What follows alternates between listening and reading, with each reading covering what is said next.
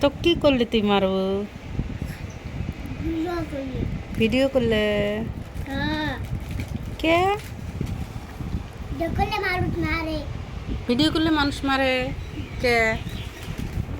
তো ফির এত ভোক লাগছে শখ খালু এ বুবুর জন্য নাই তাহলে মানুষের পেট খেলাবে যায় পেট ভরিল সে ভালো নাগে কি দেখাবে লাগছিস কাপত কি ওয়াটার পানি আচ্ছা শেষ